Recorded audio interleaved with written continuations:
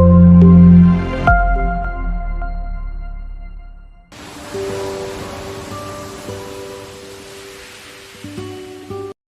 Students, तो अब तक हम परचेज जर्नल और परचेज रिटर्न जर्नल के हवाले से डिस्कशन कर चुके हैं और अब हम बात करने जा रहे हैं इस लेक्चर में सेल्स रिटर्न के हवाले से, राइट।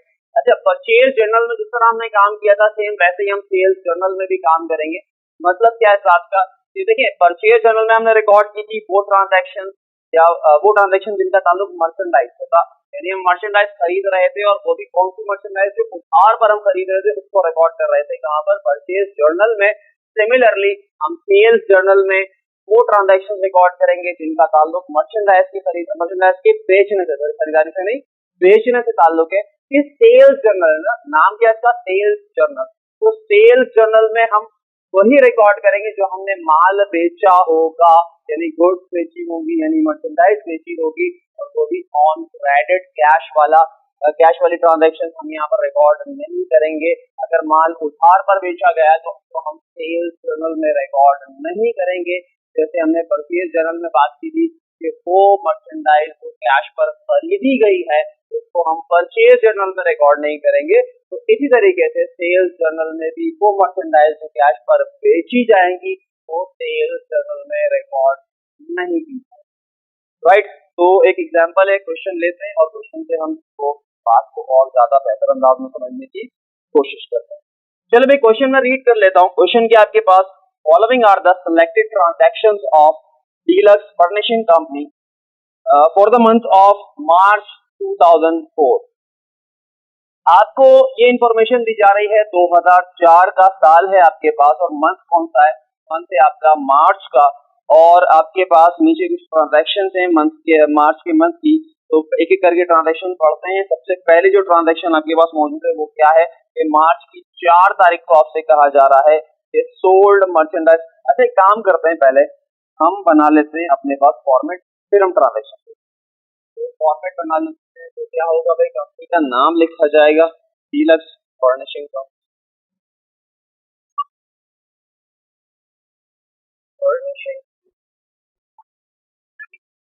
जर्नल बना, सेल्स जर्नल की हेडिंग लगा लें, सेल्स जर्नल। देन हम क्या लिखेंगे, for the month of March 2000। Okay, अब हमने क्या करना है, जिस तरह से परचेज जर्नल में हमने कुछ कॉलम लिखे हैं यही कॉलम क्या आएंगे, सिवाय एक कौन सा नेम ऑफ सप्लायर्स था वहां पर, यहाँ पर नेम ऑफ आएगा तो ऐसा ही रहेगा। तो पहले क्या लिखेंगे, यहाँ पर लिखेंगे डेट के बाद इनवॉइस नंबर, वैसा ही जैसे था इनवॉइस नंबर, ठीक है। ठीक है, सेलर इशू करता है ना इनवॉइस, इनवॉइस देता कौन है, सेलर। अगर हम माल बेच रहे हैं, देखिए लास्ट केस में परचेज जर्नल वाले केस में क्या कह रहे हैं, इनवॉइस रिसीव कर रहे हैं फ्रॉम सेलर, तो सेलर या फिर हमारे लिए वो कौन सा सप्लायर था, तो सप्लायर की साइड से आप सोचें 2 मिनट से, सप्लायर आपको क्या कर रहा है, वो इनवॉइस इशू कर रहा है। अब ऐसा तो है नहीं कि आप किसी के सप्लायर नहीं, आप किसी के सप्लायर नहीं, तो मुराद क्या है कि आप भी तो सेलर है, क्योंकि आप तो ये मर्चेंडाइज खरीद रहे हो अपने सप्लायर से, आगे आप उसको बेच रहे हो, जब आप उसको बेच रहे हो अब आप क्या हो, अब आप सेलर हो, आप भी तो क्या करोगे, इनवॉइस इशू करोगे। तो अगर मैं ये कहता हूँ कि यहाँ पर जो इनवॉइस नंबर लिखा जाएगा वो कौन सा होगा, जो आपने इनवॉइस इशू की है, और परचेज जर्नल के अंदर इनवॉइस नंबर लिखा जाएगा कौन सा वाला, जो इनवॉइस आपने अपने सप्लायर से पेपर है, जैसा इनवॉइस तो इनवॉइस है, पेपर नंबर तो मौजूद है। तो ख्याल रखना है कि आपने जो इशू कर रहे होंगे वो इनवॉइस नंबर यहाँ पर आएगा, और जो इनवॉइस आप रिसीव कर रहे होंगे वो नंबर कहाँ पर आएगा आपके पास, परचेज जर्नल। ओके, तो आगे चलते हैं। इनवॉइस नंबर के बाद यहाँ पर आ जाएगा आपके पास नेम ऑफ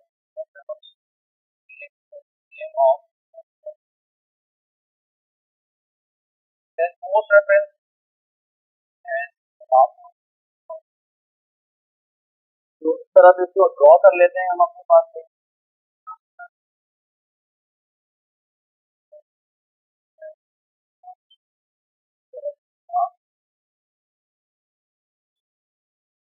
सबसे पहले क्या लिखा जाता है, ईयर लिखा जाता है। ईयर क्या है आपके पास 2004, मंथ कौन सा है, मार्च का, मार्च की 4 तारीख को हमारी पहली ट्रांजेक्शन हो रही है और मार्च की 4 तारीख को पहली ट्रांजेक्शन क्या हो रही है उसको पढ़ लेते हैं। आपके सामने स्क्रीन पर ये नजर आ रहा होगा आपको, क्या है भाई आपके पास, sold merchandise to M and company. M and company को आपने क्या किया है, मर्चेंडाइज बेची है।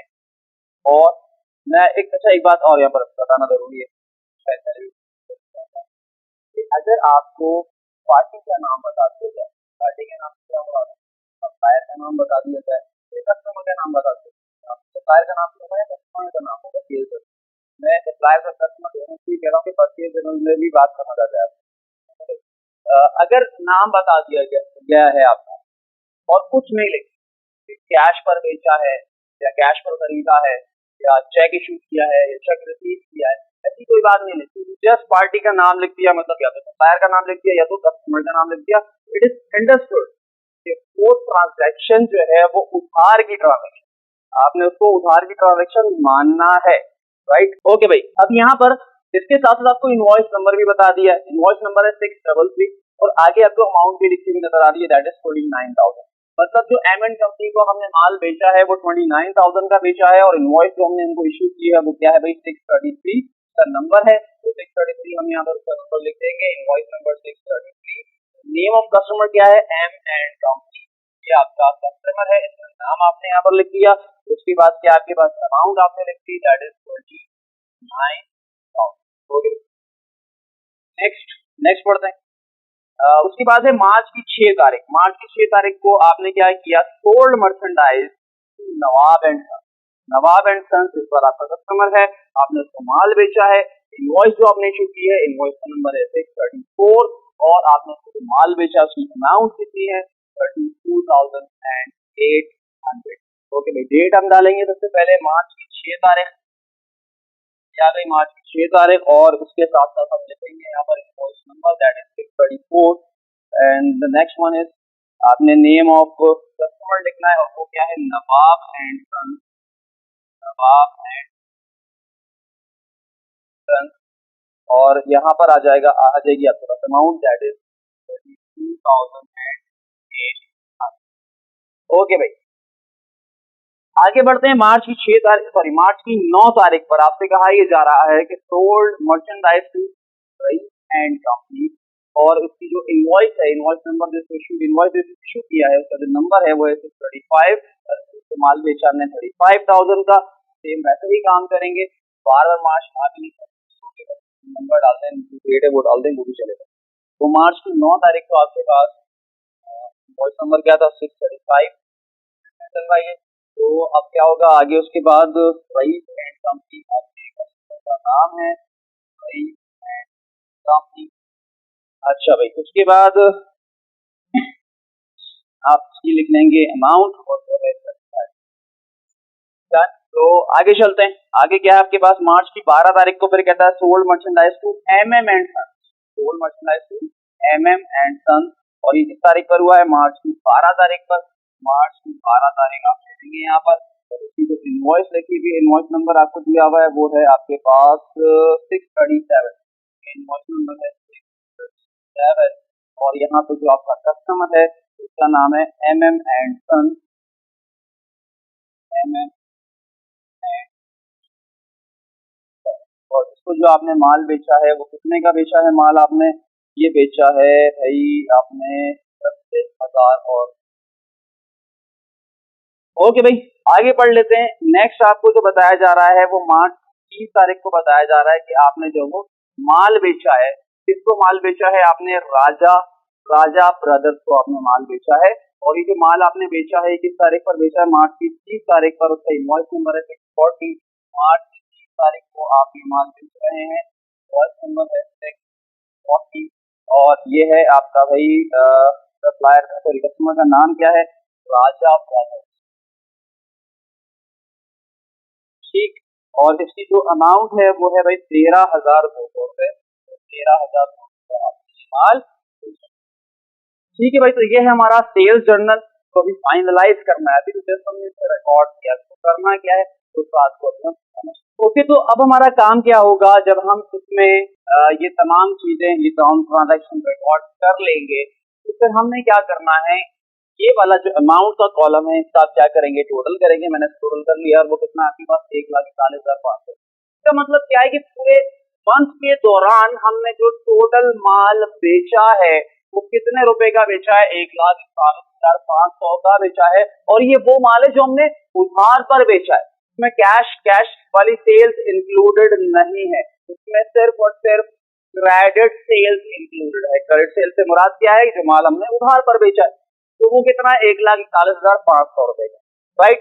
अब आपसे अगर मैं कहूं कि जब हम जर्नल एंट्रीज बनाते थे तो वहां पर हम कंट्रोल अकाउंट मेंटेन करते थे, बताया भी था मैंने आपको, कंट्रोल अकाउंट का भी बताया था, और वहां पे थोड़ा सा हिंट दिया था मैंने सब्सिडरी अकाउंट के हवाले से भी।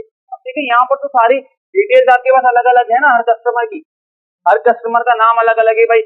एम एंड कंपनी को इतना माल बेचा, नवाब एंड सन्स को इतना माल बेचा, रईस को इतना बेचा, एम एंड सन्स को इतना बेचा। तो हर कस्टमर का क्या है, सब्सिडरी रिकॉर्ड मौजूद है। सब्सिडरी रिकॉर्ड का मतलब क्या, इंडिविजुअल उसका रिकॉर्ड मौजूद है। राइट। तो अब अगर मैं इसका कंट्रोल अकाउंट मेंटेन करूं तो वो कंट्रोल अकाउंट किस नाम से होगा, तो यहां पर दो अकाउंट्स हम मेंटेन करेंगे, जस्ट लाइक परचेज जर्नल जो मैंने आपको बताया था कि जब हम माल खरीदते हैं तो क्या एंट्री पास करते हैं, purchases debit and account payable credit, क्योंकि वहां पर हमने उस माल की पेमेंट करनी होती है। दैट्स वाई हम वहां पर जो कंट्रोल अकाउंट यूज करते हैं that is accounts payable account. और यहां पर जो हम कंट्रोल अकाउंट यूज करेंगे अपने कस्टमर्स के लिए, तो कस्टमर्स से पैसा लेना है ना, लाजमी सी बात है। जो 1,41,500 का माल हमने बेचा, हमने कहा इतना पैसा हमने रिसीव करना है अपने कस्टमर्स से, तो वो क्या होगा हमारे लिए, अकाउंट्स रिसीवेबल होगा। और अकाउंट रिसीवेबल क्योंकि एक कंट्रोल अकाउंट है, अकाउंट रिसीवेबल को मैं कंट्रोल अकाउंट क्यों कह रहा हूं, क्योंकि कंट्रोल अकाउंट हम उसको कहते हैं जिसमें आपके पास इंडिविजुअल इंफॉर्मेशन नहीं होती बल्कि उसकी एक्यूमुलेटेड इंफॉर्मेशन होती है, यानी टोटल इंफॉर्मेशन होती है, यानी टोटल अमाउंट हम उसके अंदर लिखते हैं। तो अब अगर मुझे उसकी डिटेल चाहिए होगी तो मैं कहां जाऊंगा, उसके सब्सिडरी अकाउंट्स के अंदर जाऊंगा, जो हमने डिस्कस करने हैं अभी आगे चल के, कि उसके सब्सिडरी अकाउंट्स भी मेंटेन किए जाएंगे और कंट्रोल अकाउंट भी मेंटेन किया जाएगा। खैर यहां पर जो कंट्रोल अकाउंट मुझे बनाना है इस वक्त वो क्या है, अकाउंट रिसीवेबल। और जो दूसरा अकाउंट आएगा वो क्या आएगा, मेरे पास सेल्स का अकाउंट होगा, क्योंकि मैंने माल बेचा है। इन शॉर्ट एंट्री क्या बनाते हैं आप, माल बेचने की एंट्री क्या बनाते हैं, उधार पर अगर माल बेचा जाए तो आप कहेंगे अकाउंट रिसीवेबल डेबिट और सेल्स क्रेडिट, तो वही तो कह रहा हूं। लेकिन ये जो अकाउंट रिसीवेबल है ये बेसिकली क्या है, ये कंट्रोल अकाउंट है आपका। तो क्या करूंगा मैं, अकाउंट रिसीवेबल क्या हो जाएगा आपका डेबिट, और जो सेल्स अकाउंट है वो हो जाएगा क्रेडिट, और अमाउंट ये वाली, इस अमाउंट से आप जो वो क्या करेंगे, फाइनली ये एंट्री आपने पास कर दी।